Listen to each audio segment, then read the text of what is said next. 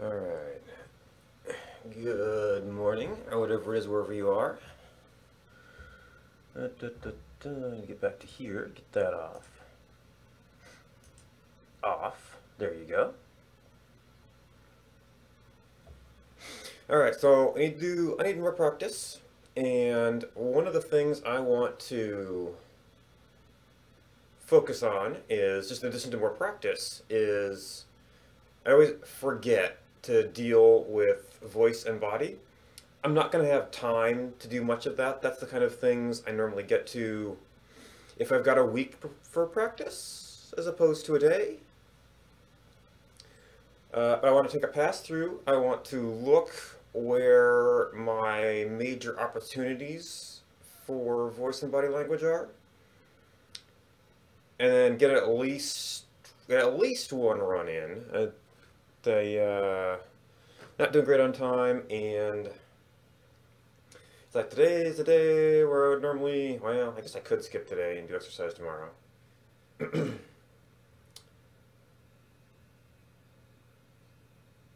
And I don't want to be too late on lunch. I see instead, thank you for the host. Because the event I'm presenting at, we normally eat dinner at the restaurant that we're using their room. So that's, I don't exactly get to choose my dinner time as much as I normally would. Also, I've recently replaced my remote. I'd swear that I replaced the one that died already, but it's not where it should be, so I've got a new one. So I can actually move around and stuff. So if we turn that back on, and then we get this into, I want the presenter view. No, that's OBS still. Play, rehearse. And I can still page through here while being back at a standing distance, and we can at least go through, if not scan through.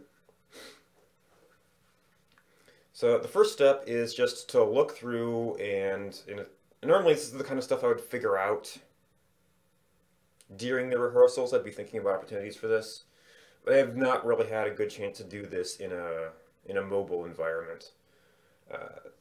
And this is going to be, there's going to be open space between the tables at the restaurant. So I might actually have some opportunities to move around the room and really get up close. Now, the problem is I haven't had a lot of time to practice this. So, oh, started the timer. Well, I'm not doing a timing. I'm not worried about timing this time. So I'm gonna need the presenter screen in view at least some of the time. I also will, once everything's finalized, I'm gonna just take a sheet of paper and just like kind of sketch out the slides, very similar to how my post-it wall was. So that I have, so that if the projector doesn't work, if my laptop dies, I've got something I can still present off of. Yeah. Oh, must have a sleep mode. Okay, cool. Right, so one of the things I'm thinking about is that we've got, once we get through these, don't think about that. So when we get to threats and what major outline points, it'd be something that you probably want to emphasize. So my sort of background thought on this is that we be a little bit threatening. We try to get maybe a forward, strong stance. We go, we have a louder tone. So we do like threat, theft of the server database. It's overplaying it a little bit. I'll have to think about exactly how you play that. So we say threat, theft of the server database. And we try to add some extra gravity to that because that is a major outline point. I could probably even do that during the outline. And I don't, we can be a little bit more casual as we go through some of these things. This, unfortunately, is a timed sequence.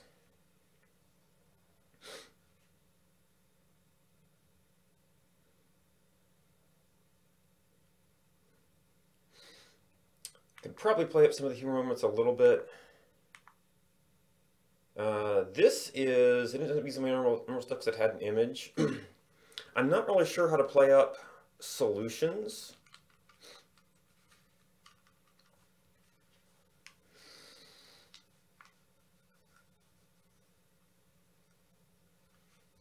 Yep. What did I... Okay, that's the lock button. Did I hold down... Does this button? Nope, that's a total reset. And that doesn't do anything. Anyway.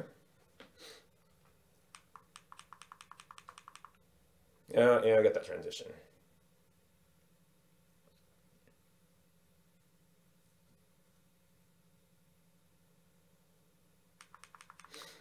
We're back here. I don't have a good thing for solutions right now. These are also major points and themes. I probably want to use some degree of volume. So I want to give the server nothing to lose, and one of those solutions is public-private key cryptography. So we need to enunciate that, we need to draw attention to it, but I don't know if I have a theme to play up on it.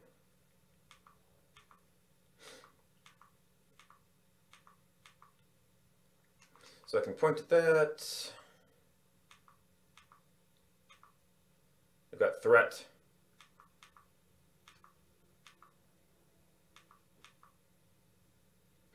We can do a 1, 2, 3. We could do something you know, something you have, something you are, maybe fingerprints. That could be a little bit of body language. I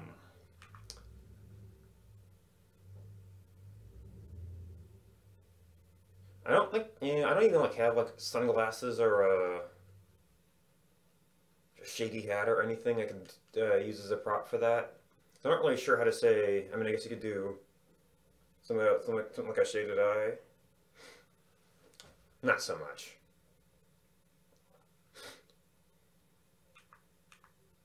So we've got that. We got that. I mean, this isn't like a. You have more opportunity for these types of things when you get into stories. We're doing voices and relating to emotions more. We've got threat.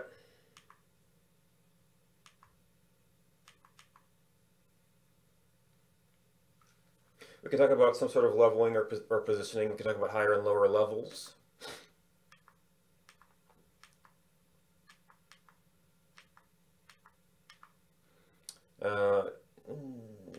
What levels and rights again? Actually, that was more of this. That was multiple levels of encryption.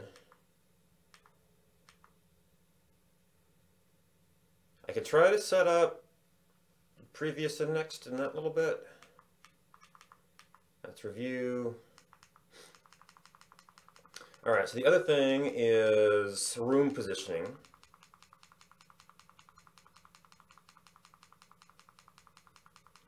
Now, sometimes if I've got like 3 major points, I'll try to adopt, well, let's see, for me it would be this way. So for the camera, it would be over here, and actually having the camera here is pretty nice because this sets up me in a progressive series of positions across the front, the stage area as I go through different points. Now, I've currently got this set up for 4 points, which is going to be harder to distinguish.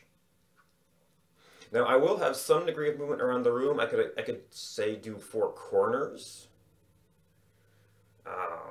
I guess, so that would be like an ear, back, up, forming a kind of a circle around the room.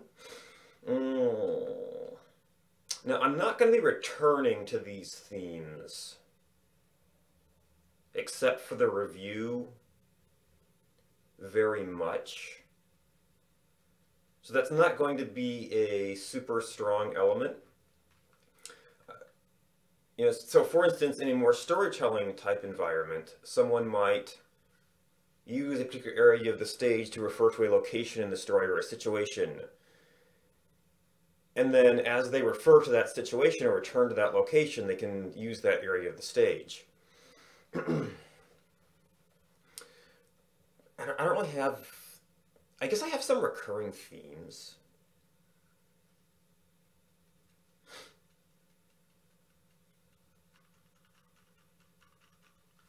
So if I look at... So the threats... We're not going to return to those very much. We're going to return to SQRL occasionally.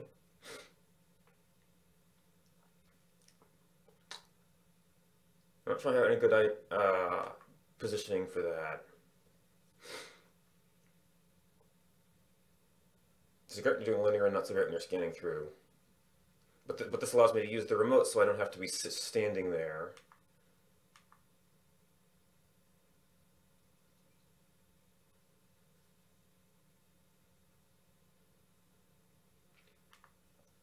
So public-private key cryptography is a theme.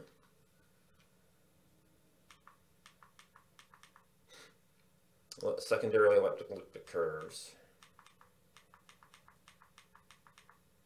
Agents are a theme. Where we return to, so maybe I could use the solutions as positional, because we're returning to those a few times.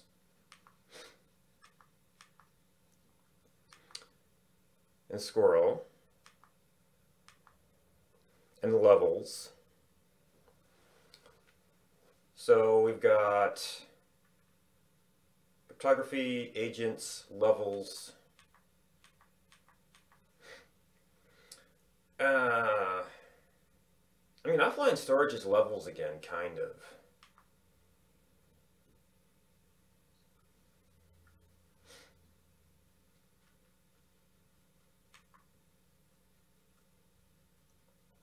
And so this is why it's better to start earlier on these things, because essentially as you rehearse and review and work something over, you start to see those themes. What I'm seeing is multiple levels of just storage, which can have multiple levels of encryption and multiple levels of writes.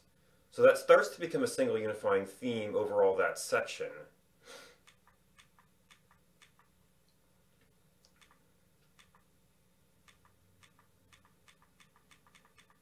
So it's like levels is the big concept, and it has like subsections.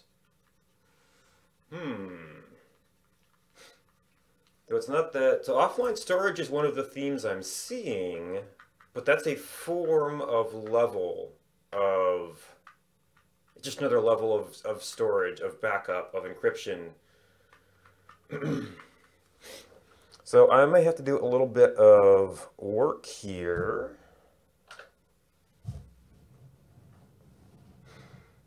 All right, so let us go recursive for a moment here. I don't know a better way to do this. All right, so actually we're going to be just playing on this for a little bit.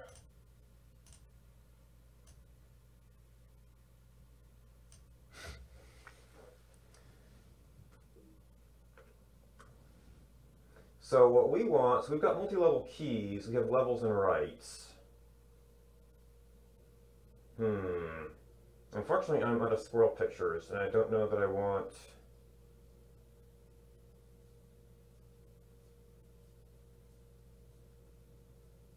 I mean, maybe I just dropped squirrel pictures from the thing.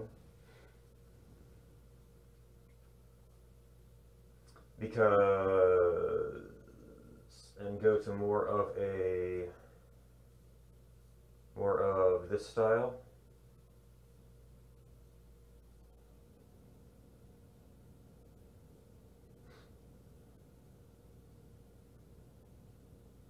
And this is where, once again, having more time to prepare would be useful. So I actually ended up using 2 here. So multi-level keys, levels, and writes. Maybe I pick one picture for levels, and then I can return to that as I do various types of levels. So we've got loss of user information, offline storage. So what we actually want to do is get you a couple of times. So the big theme here is levels. Oh. So this is going to need a title subtitle.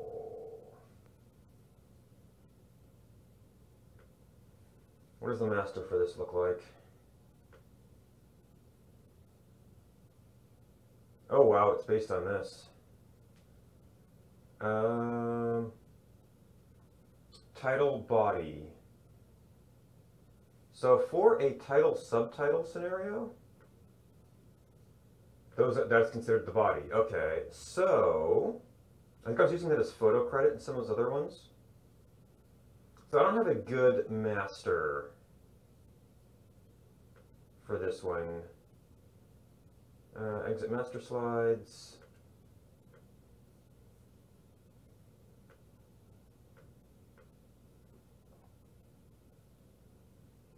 Oh. Maybe I have to be at this level to get to, yeah.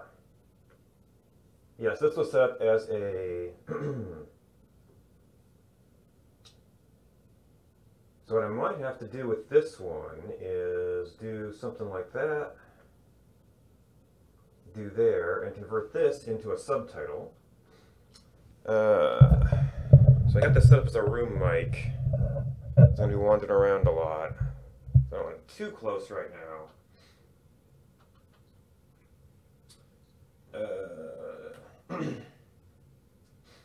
So we have levels of storage. So this is not going to be a photo credit in this one because it's my photo. Style, center, bigger, not as big.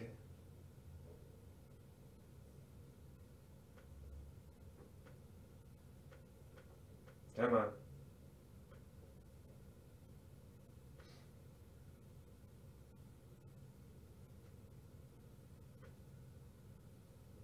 I was kind of going for like above the branch, below the branch, but maybe we can actually do both below the branch.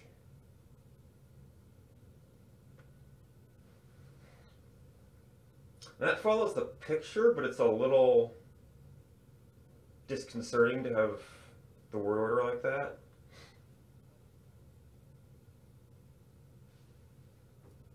And then if we go back out here, so agents, so levels of storage. So this is multiple levels of keys.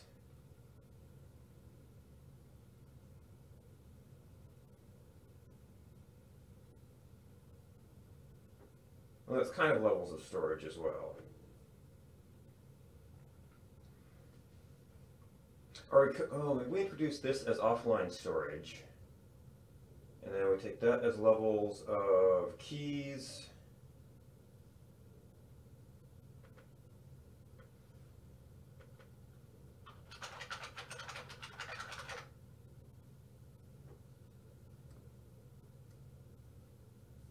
And I stick you down because you're still a picture I haven't really used for anything else.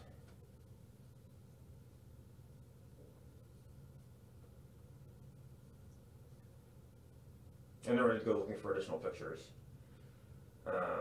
And then we take this and we move down here. Levels of rights. Well, this is still keys and writes. I ended up saying of keys and a lot.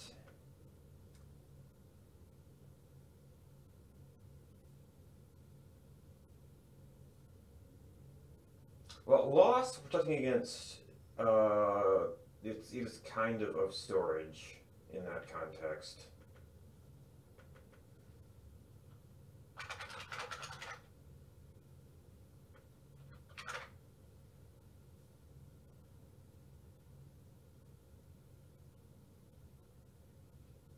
So we have levels of storage, we have levels of encryption. Where do we hit that?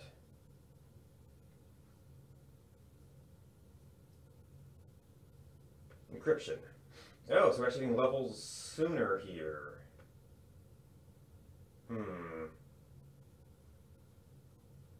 Yep, wrong key.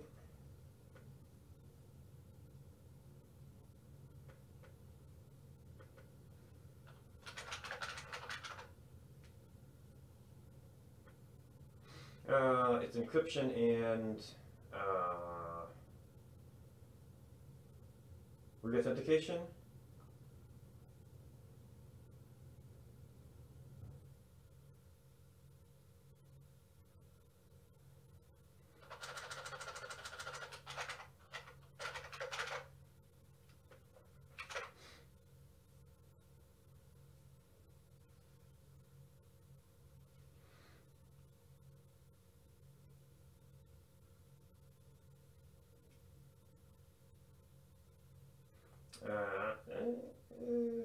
Could be like levels of responsibility. So we introduced the concept of offline storage. It's using words. Okay. So that reinforces that that's all a similar concept. And then my wrap up refers to these.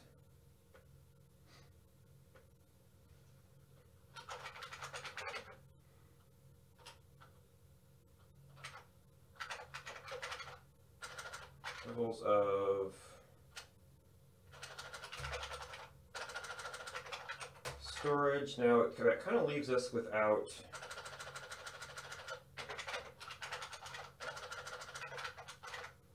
alright, so if that's agents and levels of protection.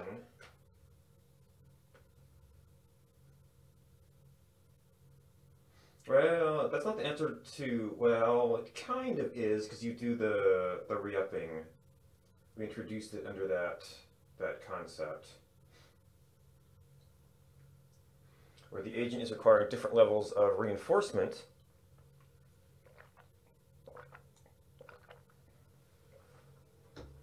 To prove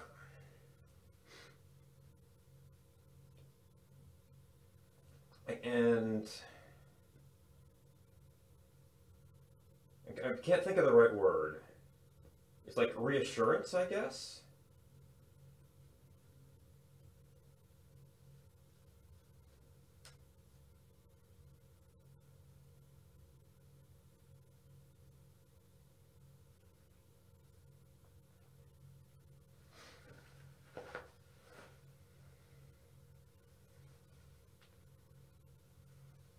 And the images are not great. I just haven't had time to redo a theme. If I had an extra week to do it, I could try to get this like some sort of futuristic, next gen theme, and then figure out better metaphors for levels and things. So that's something we can try. So now we have something where we can talk about levels of things. That's about all I can do with that.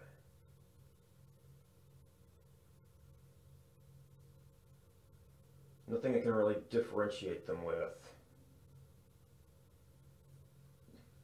Alright, so right now all we've got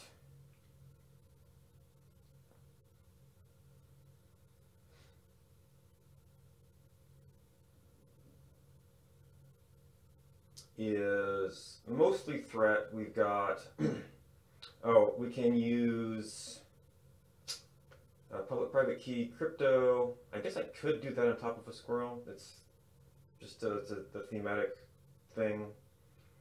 But we've already kind of introduced. Well, we'll reinforce that as the solution down here.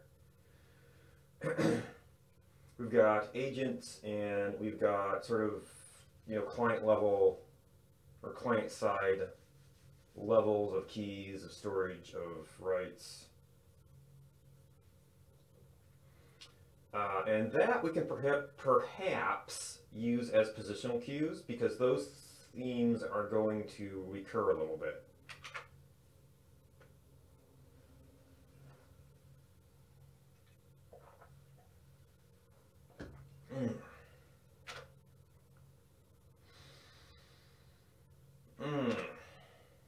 Not a lot of time today. Okay. Play. Rehearse. We're going to take a run through it, which means... Alright, so that's essentially going to become useless. So actually let's get over there.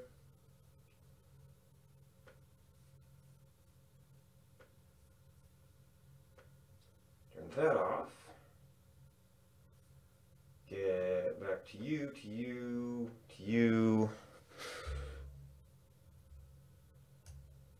Yeah, of course it shrinks that way.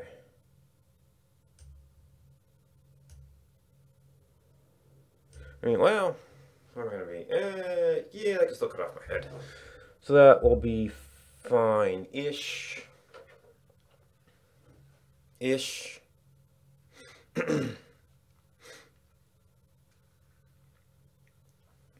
Alright, so first slide is pretty much just the while we're setting up thing. So there's something on the screen.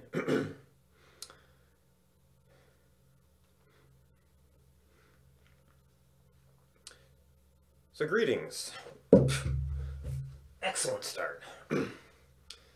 So I have a couple of things I want to talk about. And the way I found to organize them is to talk about some of the types of threats that we deal with, that these help us deal with. So roughly those are theft of the server database, loss or weak passwords in particular with that, loss of the user information, and loss and theft of the user information. And this is where I just have to, I'm reviewing it now, it'll be better then. And the kind of solutions we want to talk about that will address this are going to form a look at what a kind of next generation authentication system is going to look like. Now, I should preface this by saying that my interest and knowledge of this is heavily based on following a particular solution called SQRL or SQRL. So that is going to show up a lot during this, and the technologies and concepts that I am aware of and have noticed and have been paying attention to are heavily filtered by this. I am by no means going to be talking about all of these solutions to the threats that I talk about. I'm going to be focusing on ones that are related specifically to authentication. And, I may have had a filter about things that are related to this one particular solution.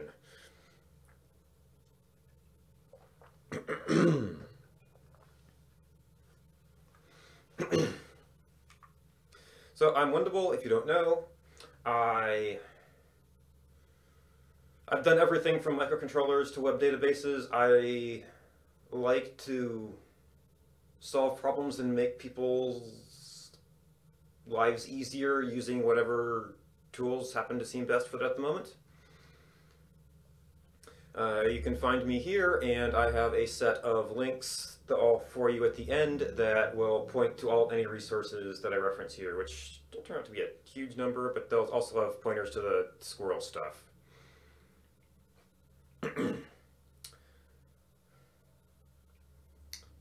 So, Threat. Theft of the server database.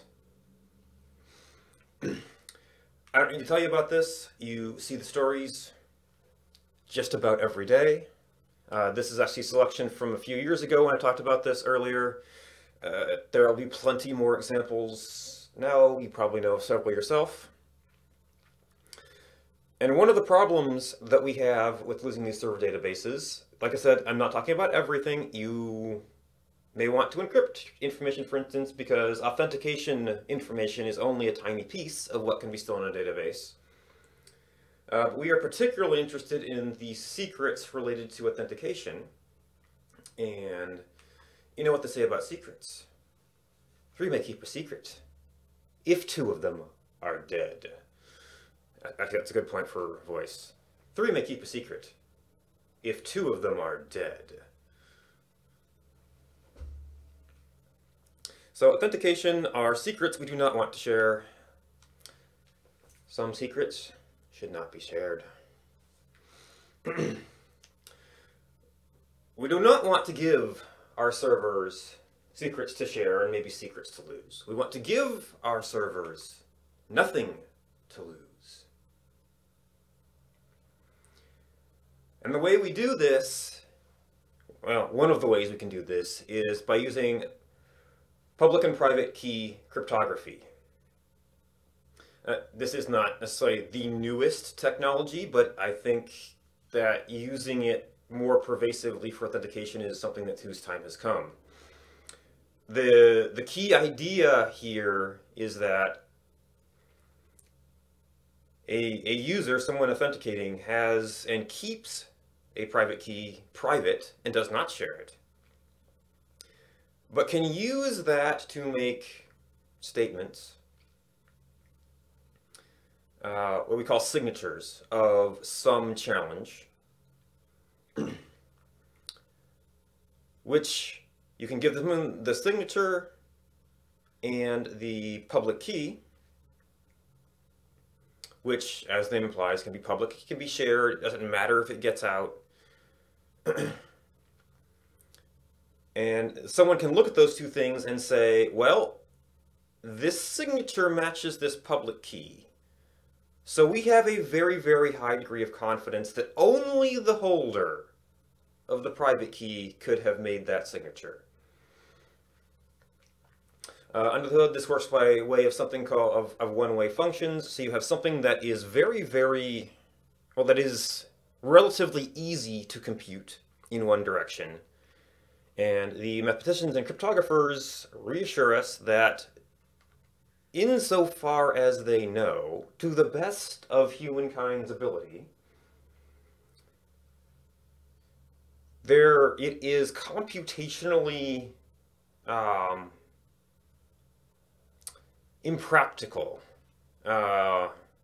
overly expensive to go the other way. Ideally it would require a brute force, try everything. Maybe it's not quite that good, but we have enough wiggle room that the little bit of leakage doesn't kill us. You might also, I first learned about public-private key cryptography through SSH. You might be familiar with it as well. You might be familiar with having to create a key. Hey, Catnux, welcome. How you doing? Oh, I suppose that means I should actually put chat up, huh?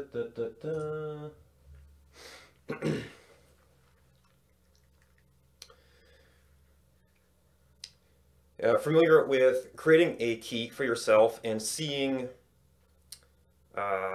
keys of servers you connect to also shown to you as something like, hey, this is something new,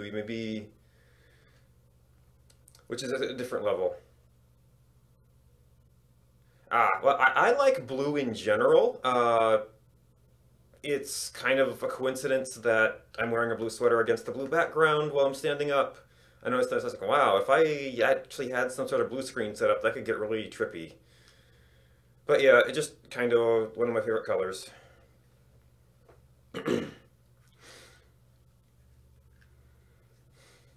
Alright. SSH. Now, SSH is based on a family of one-way functions that is multiplication of large prime numbers, which has been around for a while. But there is another family of one-way functions that have been coming sort of into fashion lately for reasons I'll get to in a little bit, called elliptic curves. Actually, or maybe I could touch on that there. I don't know. So they look something. This is what a elliptic curve looks like.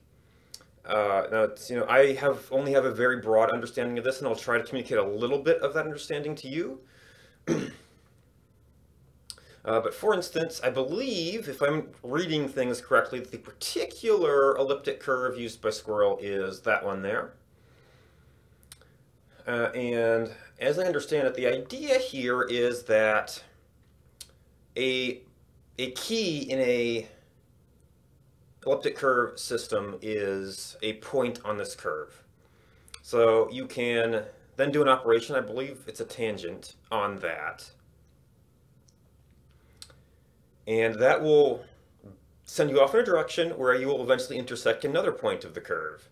And since you could have arrived at that point, actually this is another point where I could be doing lots of directions, and since you could have, that will give you a new point, and since you could have arrived at that point from any number of different directions, that becomes your one-way function. You don't know where you came, you can't go back from this point to the exact other point. And in practice, they iterate this process many, many, many times, bouncing all over the place. Every single step, you don't know which way you came from. But if you know that starting point, you can always go through and end up at the same final point. So that's the level I understand it, and it makes sense to me-ish. Elliptic curves are used in Bitcoin and by extension most other cryptocurrencies. It was used in some of the new AES standards, BitTorrent Sync, and of course SQRL. In fact, the SQRL's author, this is where I need to get to why. One of the reasons that they have become more popular than some of the other systems is that they have very, very compact keys. The author of SQRL has said 256 bits is the new black because that is considered a good key for an elliptic curve system. Whereas with the multiplication of primes, you may have heard terms like 496-bit, 2048-bit keys, 4096-bit keys, and as computing advances and attacks get better, those will presumably only go up. It is also reasonably efficient to compute, and implementations are widely available. Typically, for SQRL, we typically run across libsodium as the recommended way to implement its particular curve. It has implementations for most platforms and bindings to just about any language you're likely to end up using.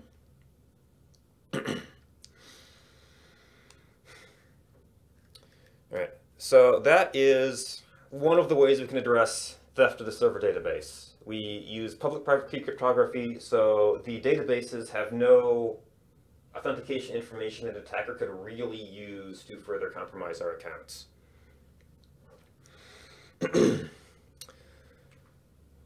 Threat. Weak passwords. I don't know if I have to elaborate on this too much. We know because of theft of server databases with poorly protected passwords that people choose really, really bad passwords. And all of those passwords, as well as many of the good passwords, are not out there in password databases to be used to try and compromise new systems. Bad passwords lead us to using password schemes, like correct battery horse staple. Ideally you'd actually want essentially random passwords, but the thing about that is if people have really hard to remember passwords, they will then try to, well, I can't remember a lot of them, so I'll just reuse it, which becomes an issue. If they get one, they get them all. People then, or they forget them, and as it says, we've trained everyone to use passwords that are hard for humans to remember, but easy for computers to guess. So an interim solution for this is a password manager. If you don't use a password manager, uh, please look at that and compare it to what you're doing. I'm not saying that's bad, but this is definitely something that is good. So just think about that. A password manager will allow you to create, let's just try to move that back a little bit, to create strong passwords, and then it will keep a database of all of those for you, and many of them will encrypt that and synchronize it across multiple devices. It might be out of scope anyway. And this ends up relating to the general principles for a set of general principles for authentication, which is that it can be based on something you know. A password is the typical case, and in the manager case, it would be the passwords to your password database, which you want to protect it in case someone gets your local information. Something you have, which could be a special device. It could be your phone. It could be the database of your password manager. So even if they know the password to your password manager, it doesn't do them any good unless they also have the password database. It could also conceptually be something you are. This is where biometrics usually come in. Many of you may have phones with fingerprint sensors. We've seen face recognition, maybe voice recognition showing up as various schemes. There are concerns about this. For instance, if you have an authentication database of biometric information, what happens if they steal the database? You can't really change your fingerprints. I think that has applications, especially for more localized authentication versus big databases of it. But anyway, that's part of the three principles. Another thing that password managers can do is that they can not only create and store these passwords, but they can actually fill them in on websites and applications in many cases. And at which point the password manager is starting to become an agent. It is managing your authentication and security on your behalf. And this, I think, is one of the trends we're seeing because we know people are bad at managing passwords. Agents allow us to use better techniques for authentication without putting that much greater of a burden on the users. And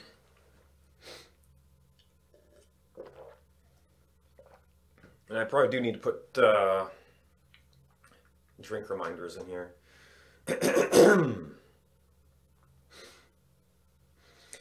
There are many kinds of agents. We're seeing a lot of mobile push authentication apps. These are very often commercial solutions where here's our authenticator, and if you have something that works with it, then someone just says, sign up, we push to their authenticator, and then they can authorize on that device, which the device is hopefully authorized in similar ways to a password manager, where either you have you're logged into the device by password or by fingerprint scanning or whatever. Agents also work very well with public-private key cryptography because the agent can manage your private key or keys that you're using to log into things.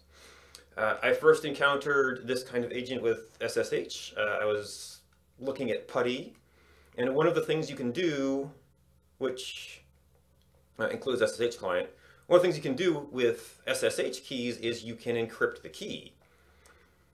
But by default, your SSH client will prompt you for the password every time it needs to decrypt the key.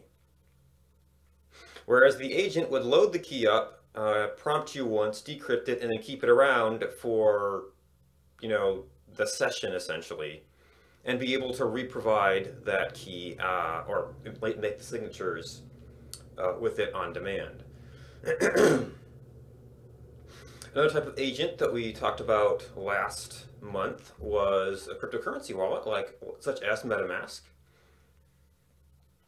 where it manages your wallet, which is essentially the private key of your, your cryptocurrency account.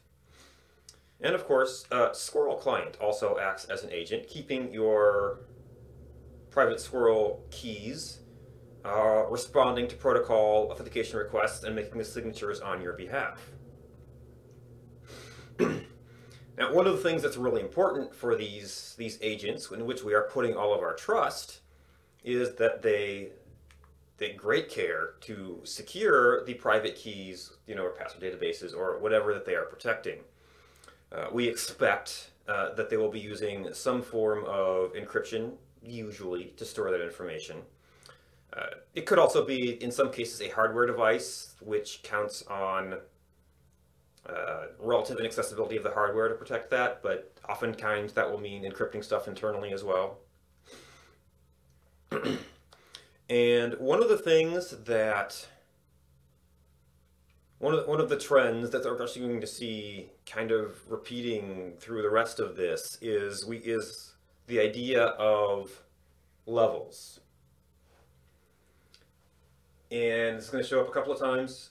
Right now what I want to talk about is we have levels of protection. This can mean levels of encryption of increasingly important stuff. And in particular, it has to do with levels of reassurance that the user is still there, which is something that I've seen in SQRL and that I kind of like. So it actually has multiple levels of prompting and encryption. So you log in initially with a big, long, strong password that, it takes some time to process that, making it more resistant to brute force attacks.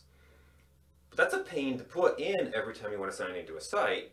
So it then will re-encrypt your keys at a lighter level, only in memory, and then do that with a much shorter password that is easier to enter. Their strategy is the first 4 characters of your longer password. So that's something that that's manageable for day-to-day, every authentication entry. And then if it gets failed once, then it just wipes that, and you have to go back to the very difficult, or the much longer and slower to decrypt password to say, oh, something happened, we want to make sure it's really you now. Now, something that goes along with all of this, with using agents, is we have greatly increased, well, this actually ties more as much, well, it ties to everything. An agent has some sort of information database that has to be protected by the user. Particularly with private keys, you cannot lose that information. In a really strict private key system, if you lose the private key, you're gone, which is why, and we'll get into protect that a little bit.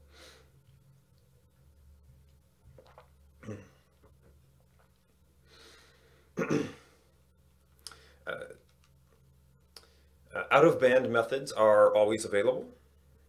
You can call up customer support to request a private key reset somehow.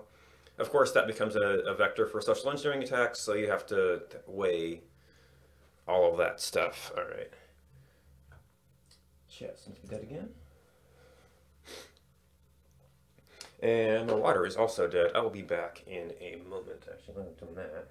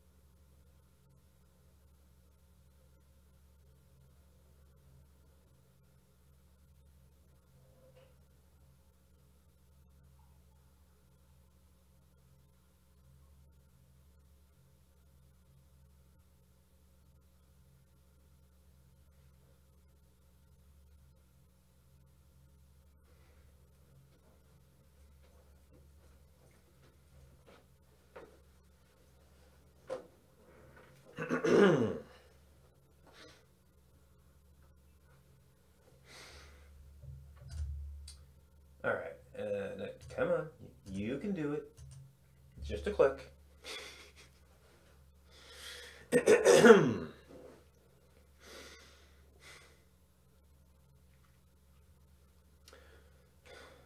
Threat.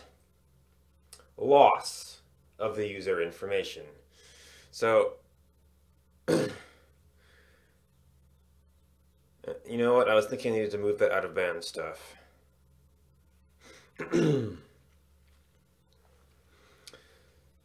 So, if you were playing around with MetaMask last month, you may have seen that they said, hey, we got some important information that you're going to need if you ever want to recover this.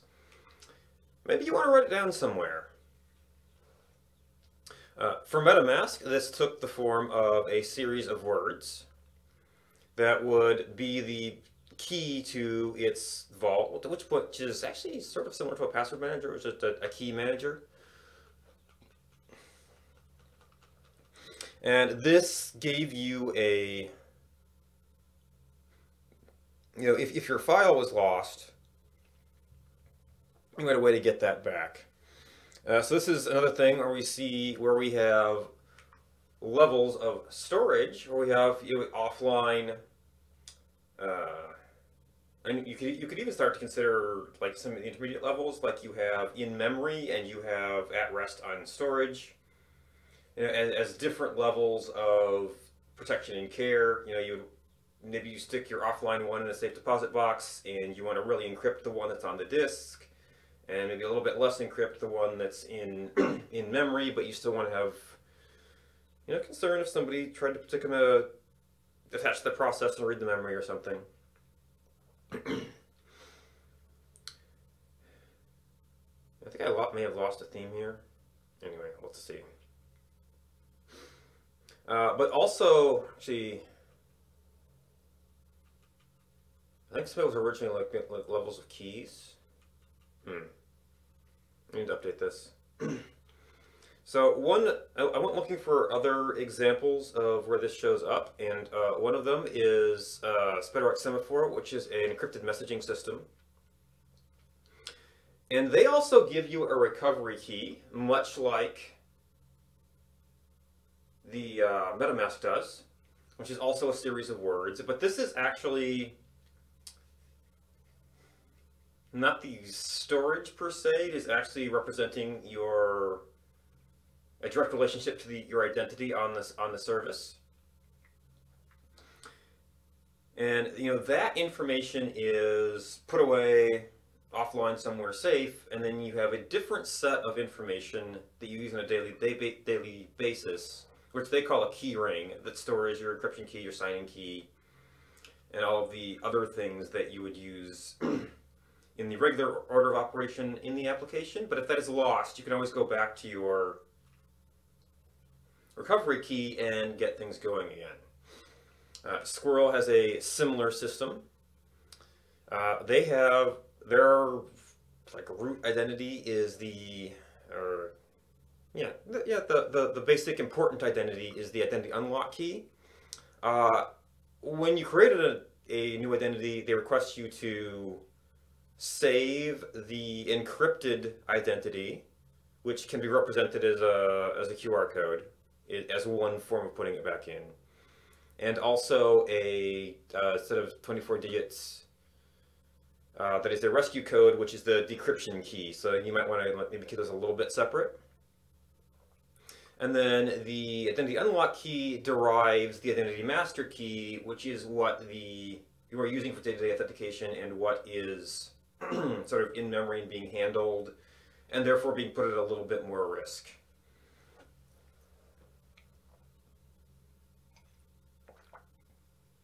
Actually, which leads us to our next topic. Threat. Theft of the user information. So not only are we concerned about the user recovering their own account in the case of loss, we're concerned about what if somebody else gets it? Can we stop them from doing bad stuff with our information?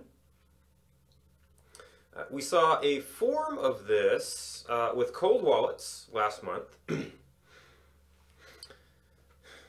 So a cold wallet, to review, is a separate account in Bitcoin or Ethereum or whatever you're using that is the cold refers to storing it offline on a computer not connected to the network, where it could be remotely accessed in some way, or maybe on a flash drive or a special hardware token that can't let its key out easily. And this allows you to use the public key of that account to sort of transfer money into it every time you want to squirrel something away. And then you very rarely will sort of warm that up and to transfer stuff out. And this is sort of a strategy for using the system.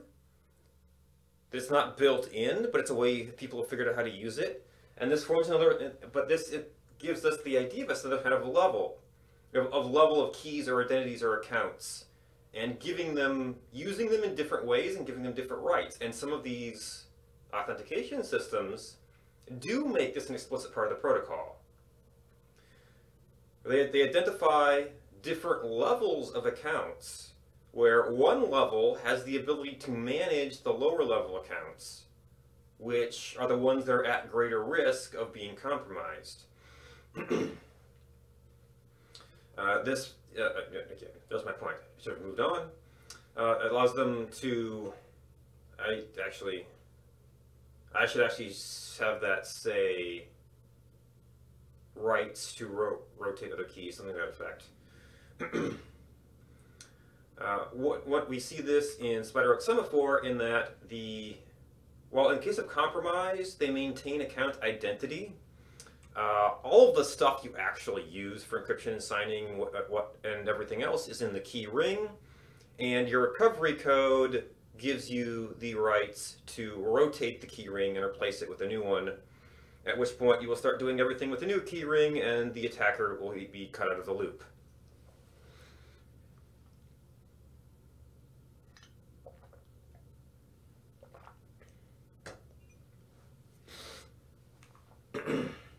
SQRL, of course, uses this levels of accounts explicitly. So the identity unlock key is named that because it can unlock an account to perform these privileged operations. And then that manages the identity master key, which is your daily use account that can be managed, but you would use identity unlock key to update to a new one.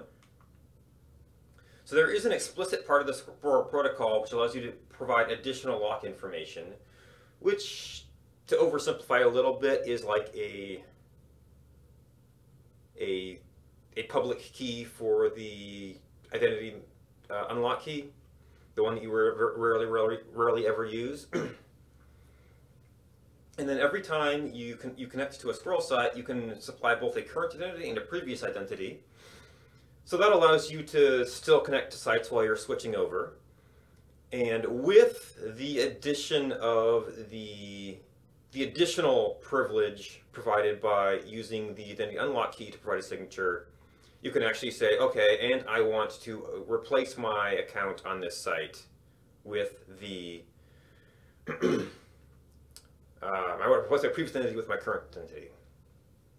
There's a further provision to disable accounts using only the identity master key. That's the one you're going to have easily accessible in all your devices that use a particular SQRL account.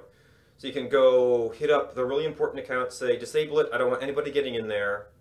And then a little bit later, you can go to your safe deposit box or wherever you're keeping your recovery code, and then come back and actually create a new identity, replace the identity, and move on after cutting out the attacker. Well, I have a point there.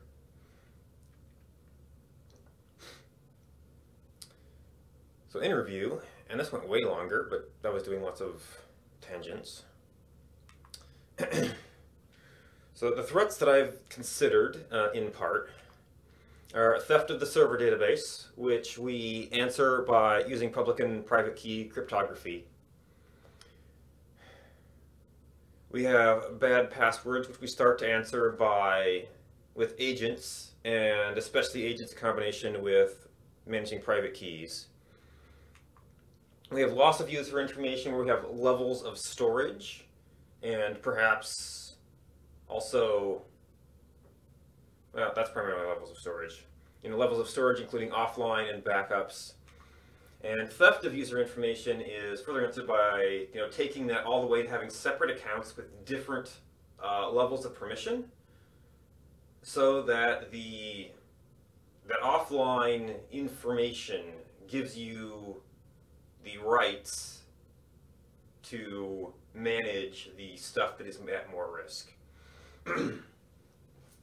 I got a couple of resources put together so that you can look up later, and I should mention I'll be posting slides.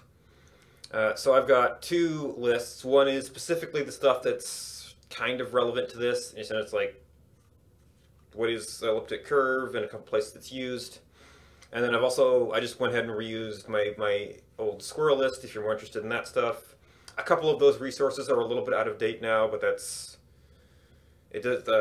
still not quite out yet, so I don't know if there's a really good resources. All right, so that's me. That's the resources Q&A, essentially. All right, so that is that. Where are we on time?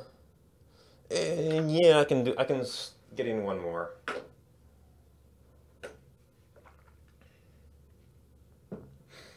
All right, turn that off for a moment.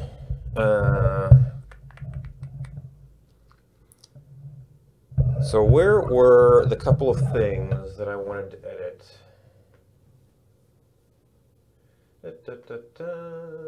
No, I want webcam. Get this back to primary.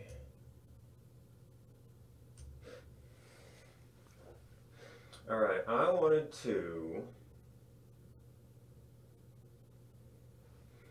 this to address more the levels. So we've got recovery account, manages daily accounts, essentially.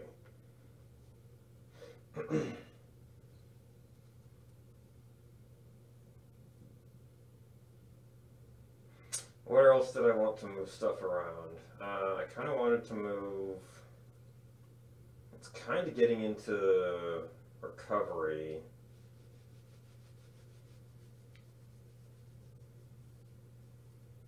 Or loss. Yeah, this is like an important point. User responsibility is an important point with,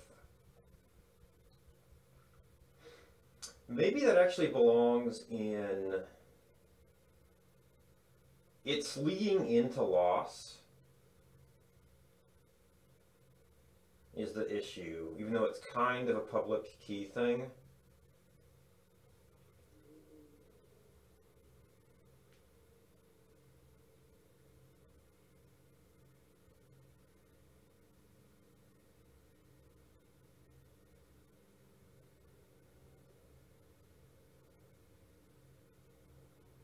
Maybe I actually want to move that down here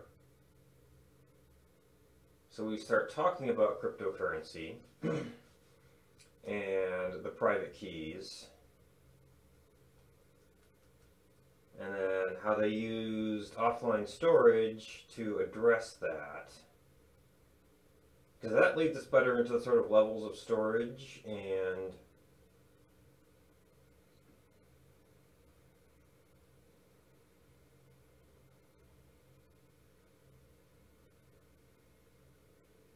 backup.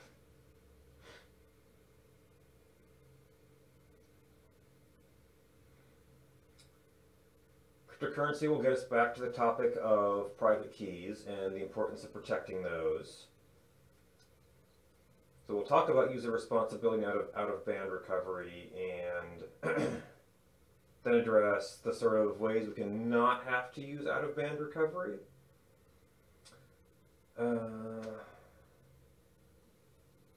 I feel, you know what, I'm just going to have to stop and fix it next time I see something that's off.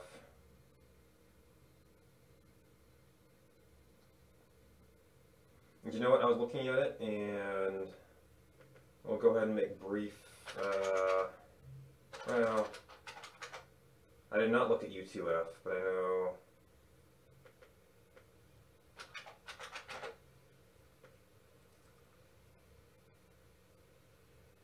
that they did involve some elliptic curve stuff.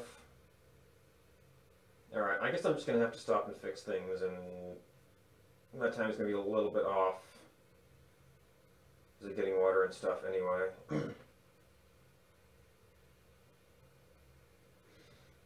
Which reminds me, I'm about halfway down here. Should probably refresh that before I go on.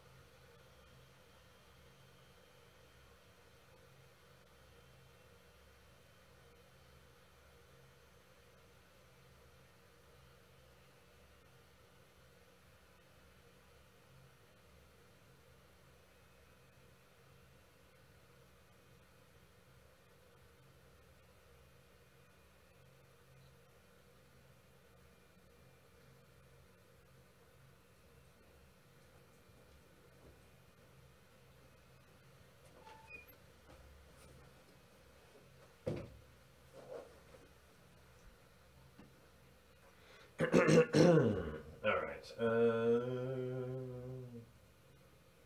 I want you.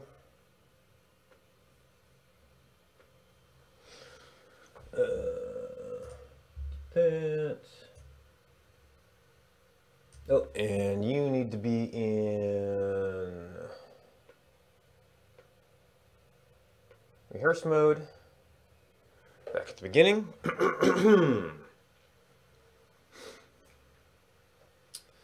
little bit more out of my way.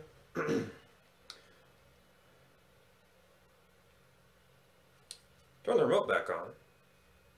Tends to help.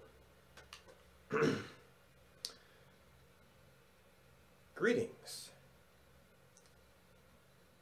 I've got a couple of things I wanted to talk about today.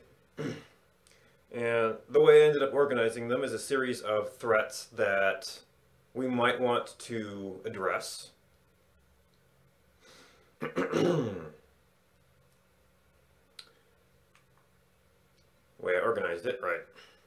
Because that's the way the build works. We have theft of the server database, weak passwords, loss of user information, and theft of the user information.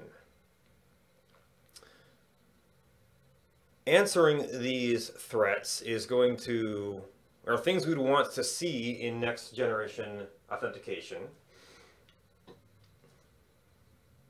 Now, I have to put a caveat in here in that my interest in this, sort of started from a particular solution called SQRL or SQRL.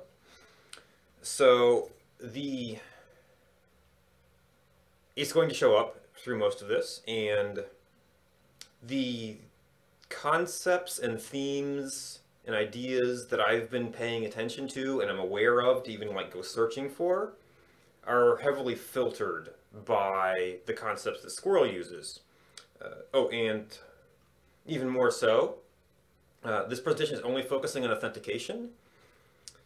So these threats sometimes have broader issues that I'm not necessarily going to be covering every piece of. I am windable. I do I've done everything from microcontrollers to web databases. I like solving people's problems with whatever tool seems best at the moment and trying to make their lives a little bit better. You can find me here, and I will have slides and links available for you to look at later. So, first up, threat. Theft of the server database.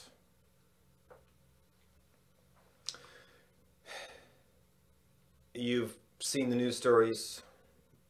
You probably possibly see them every day, if maybe not every day, for the ones that make news at least. But the databases are out there. All the authentication information is stolen. And this is one of the points where I said I'm not going to address everything. There are things besides authentication information in databases that you might want to protect with encryption or something. But we're concerned particularly about secrets related to authenticating the user to a site. And as the saying goes, 3 may keep a secret if 2 of them are dead. So, given that we generally can't kill our servers or our users,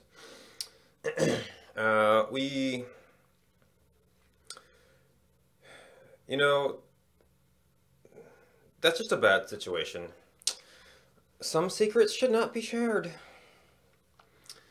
We would prefer that instead of giving our servers shared secrets, we instead give them nothing that they can lose, or at least nothing that losing would matter. And one of the ways we do this is with public and private key cryptography. The concept being the user has a private key, which allows them to make things called signatures of some challenge, which, given the public key and the signature, the server can say these match. And based on everything that the people who develop the public key systems can figure out, that gives us a very, very high degree of confidence that only the holder of the private key could have made that particular signature. And there is no practical way to do otherwise. This is behind the scenes. This is sort of happening by a variety of one-way functions where it's very easy to go one way. It's very easy to perform an operation, and so far as the mathematicians and cryptographers can, to the best of their ability and knowledge, there is no efficient or cost-effective way to go from the output of that function back to the input of the function, aka the private key. You may have heard of these with SSH, the Secure Shell Protocol, where you may have had to create a private key, or give someone a public key to add to the authorization list, or see the signature of a server you're connecting to. Now, SSH, I know at least uses RSA and DSA, which are, I believe, both based on the multiplication of large prime numbers. There is one of the trends I'm seeing is that there's a new algorithm that's sort of gaining favor called elliptic curves, which look a little bit like this, apparently. And so, as far as I can determine, at least the curves used in particular by SQRL, and there's just a whole family of curves. There's a couple different ones, but I know SQRL is using this particular one right here. And very, very broadly, the concept here, instead of multiplication of primes, what you're doing is a key in an elliptic curve is a point on the curve. And then you do an operation, which I believe is a tangent to that, which gives you a direction. And since these curves kind of wiggle around, you can go off and hit a different point that's on the curve. But here's the thing. You could have arrived at this point from anywhere else on the curve. And that's your one-way function. You get at a point, you don't know how you got there, but given the point you started at, you can always get here. And they iterate this lots and lots of times, bouncing all over the place, so that given only the final point, you don't know where you came from, but given the starting point, you can always bounce back there. So that's the high-level idea of what's going on. And these are showing up all over the place. This is, it shows up in cryptocurrencies, including Bitcoin. It shows up as the new AES standards in BitTorrent Sync. The FIDO protocols are also using it. Of course, Squirrel's creator has said 256 bits is the new black because elliptic curves use 256-bit keys. And that's one of the primary advantages of elliptic curves. They have much more compact key sizes than some of the multiplication of prime systems, where you may have heard key lengths like 256, or 2048, 4096, and we can expect these to advance as computing and mathematical cryptographic attacks improve. They're also reasonably efficient to compute, and there's a readily available implementation in libsodium.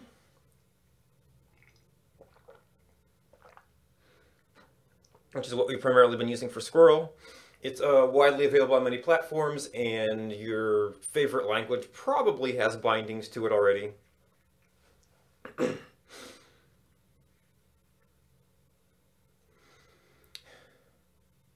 So, we answered the threat of theft of the server database, for authentication information at least, by using public key cryptography so that the server has no authentication information that would be of any use to an attacker. Next up, threat. Weak passwords. Also, probably don't have to explain this one to you too much. We know because of the stolen server databases that people choose really bad passwords on the whole.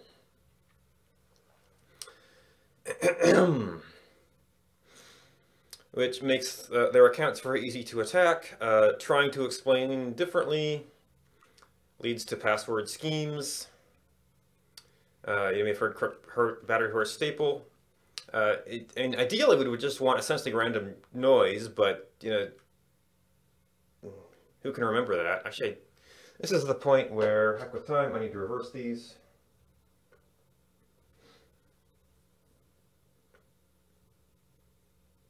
No, play, reverse.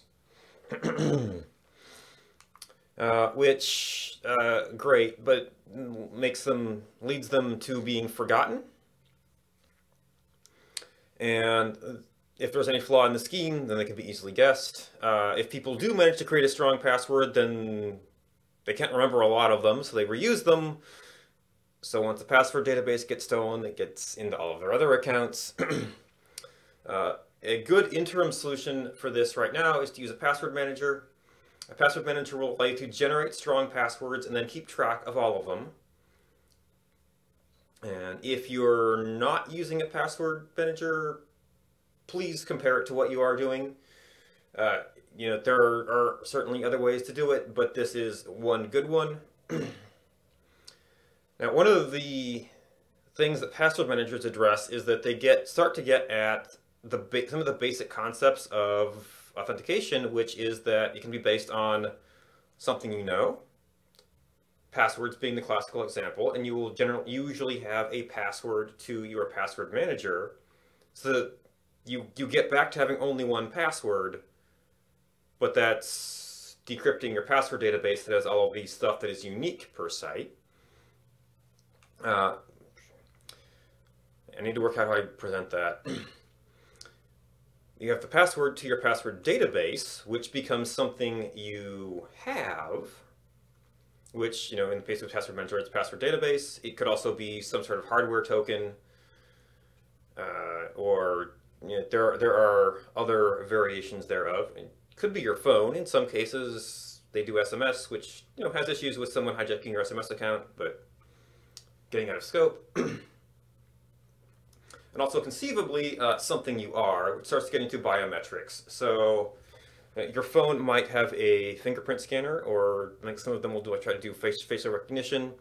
And you could, for instance, have your password manager unlock your password vault using a fingerprint scanner. So, instead of the password, but that becomes a little bit of two-factor. A minor form of two-factor authentication, because knowing the password to your password manager doesn't help them unless they also have the file of your password manager that has that password decrypts.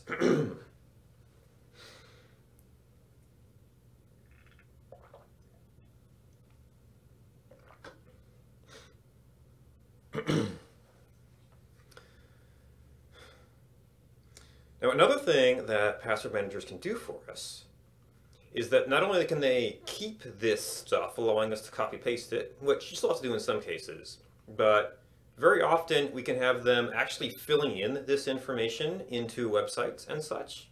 So it becomes a very seamless sort of just click login experience. And that begins to turn the password manager into a full agent for us that is actually managing and representing us, managing our authentication and representing us to these various sites.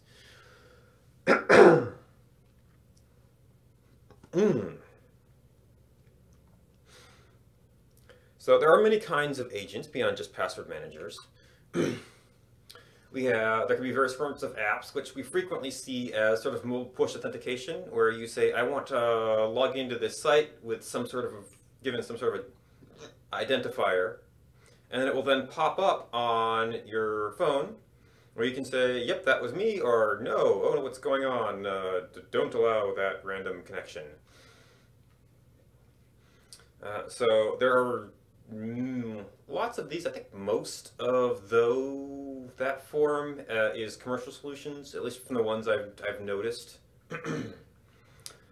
Agents also become useful when we start talking about public and private key cryptography, because the agent manages our private key or private keys. I first encountered this in PuTTY with SSH, where since you have an option to encrypt your private SSH keys, but if you do that, you have to enter your password every time you need to use that key. The agent will load it up once, take your password once, and then be able to provide the services of the key on demand during that session.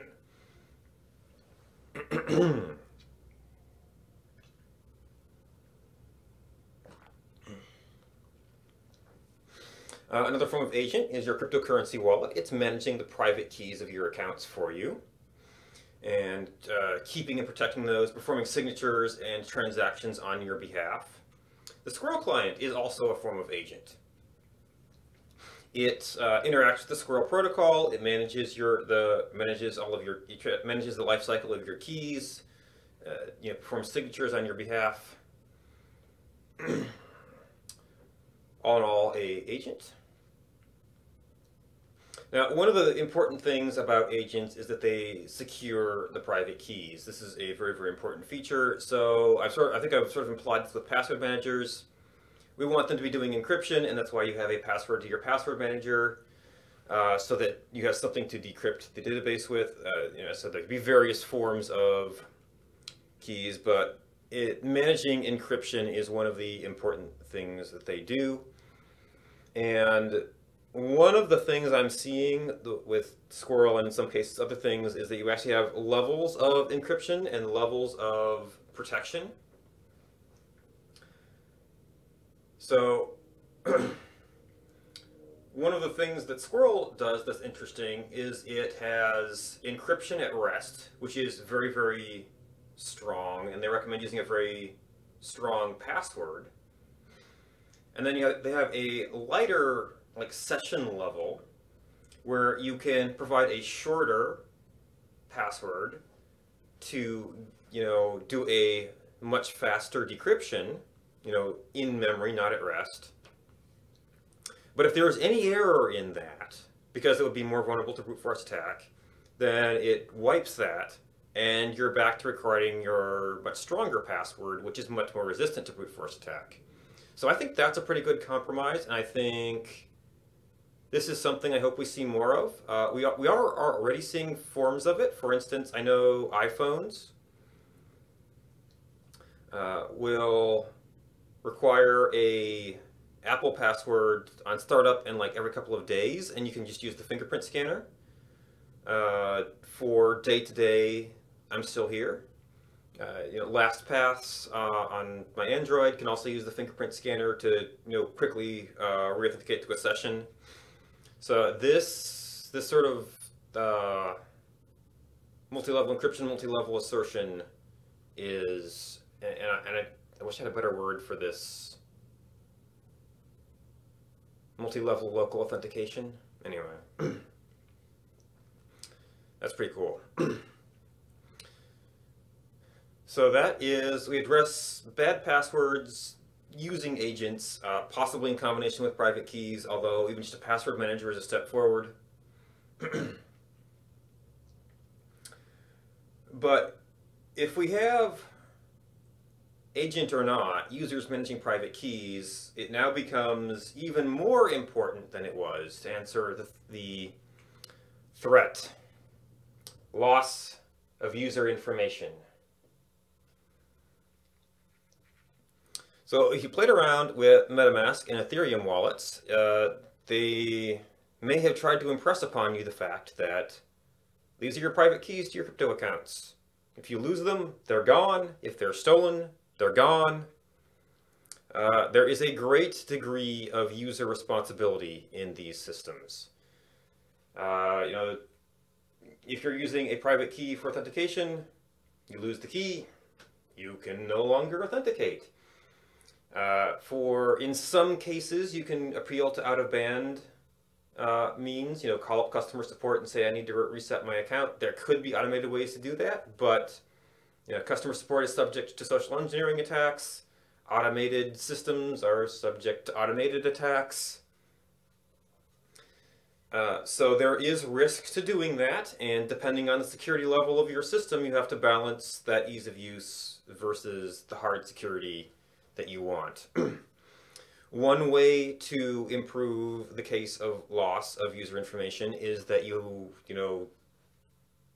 it's hard to force this, but you can strongly encourage offline storage of the private key somewhere. Get at least a backup, write it down, print it out, put it in a safe deposit box. Make sure you can get it back if you need to. So this actually gets back to MetaMask. My order is wrong. So cryptocurrency is kind of a thing, but I kind of need to talk about that, offline storage, about MetaMask. In terms of MetaMask's version of this, was that it has a series of words which it can use to get back to your vault. Now, as I understand it, that is a vault encryption password, so to speak. It is, although they could be trying to be using user-friendly terminology. So I'm not sure if that actually gives you your keys, or if it actually directly generates the keys, or if it's the encryption to the vault, in which case you would need to back up the vault somewhere. Anyway. So we've got another instance of having levels of things. We have levels of storage, levels of protection, offline to at rest on a disk to in memory. And those things are under various differing levels of risk of loss. So one of the systems I looked up for this was Semaphore. It's a encrypted messaging system, but they have to authenticate in their system, so it can still be sort of relevant.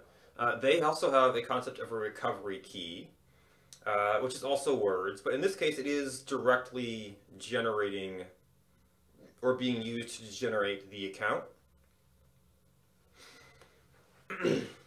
And the keys that can be used to recover the account. So they actually generate the sort of daily use keys, what they call a key ring, that you can use on a day-to-day basis. But if you need to, you can go back to your recovery account, you can update your key ring, and get back access if you lost the files that actually had the key ring on it. SQRL also has a version of this where your identity is an identity unlock key, and when you set up the account, they say, hey, we've encrypted your identity unlock key in this file. You need to either back it up or print out this QR code that you can easily get back. And here is this 24-digit recovery code that you need to write down that will let you decrypt that file once you get it back. And then the identity unlock key is actually directly related to the identity master key, which is what the client is handling on a day-to-day basis. Well, actually, I guess to be more precise, the recovery code lets you decrypt the identity unlock key in your file. You also need to back up the file in case of loss of that. Anyway, I'm getting too detailed. So we address the threat of loss of user information by sort of having these levels of differing levels of backup and storage, and really, really strongly recommending that they have something offline, something that they can go back to. But what if it's not merely that they've lost their own information? Threat. Theft of user information. One of the answers to this we sort of saw with talking about cryptocurrency last time, with the idea of cold wallets. Because if somebody steals your private key in a cryptocurrency, they transfer the money out right away, and it's pretty much gone.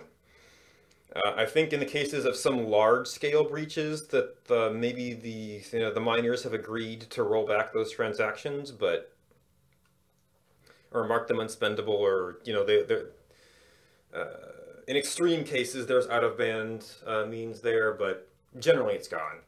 So a strategy people have adopted is they have a cold wallet, which is just a different account. And cold here means that it is stored on a computer, well, a computer not connected to the internet, a flash drive, maybe a specialized hardware dongle. And it is very, very rarely connected to the network where it would be subject to a network-based attack or theft of the device or whatever. Because you can transfer things into it via the account's public key, but you warm it up very, very rarely to move money out. And this is a sort of implicit use of features of the system to create once again, a level of keys and rights, but it's sort of external strategy. What some of these other systems do is they make these levels of rights an explicit feature of their authentication system. So what we see is that we have recovery accounts, which have the highest level of privilege, and they can manage the lower level accounts you're using on a day-to-day basis, which are at the greatest level of risk, in order to recover from theft of that account. Semaphore does this by rotating their key rings. So your recovery code gets you back to your identity and gives you the rights or the necessary keys to replace the key ring.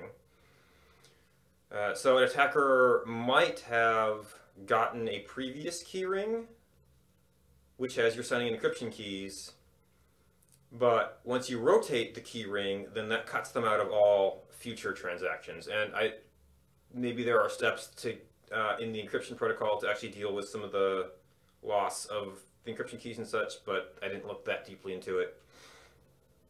I'm primarily considering the authentication level. SQRL also has this. They have the identity unlock key, which is related to the identity master key. If you go grab your recovery code out of your safe deposit box, you can use the identity unlock key to get special privileges on the accounts you've signed into. And SQRL includes a dedicated lock protocol where you give additional information when signing up to servers, which, to simplify a bit, is essentially a signature, a public key, a public key from your identity unlock key. Oh. And then every time you connect, you can specify both a current and a previous identity. That lets you help bridge the gap while you're updating and fixing things. And then with your unlock key, you can say, okay, I have the privilege required to actually replace my previous with my current with my new identity. For immediate threat response, there's also a disable protocol where the IAM key that you have at all times can disable an account, which will cut off an attacker from doing things. So you say, uh-oh, I think somebody got into my account. You can go around and disable everything of importance, and then go to your safe deposit box or whatever, get your identity unlock key, generate a new identity, replace keys. You hopefully never have to do that, but it is an available facility.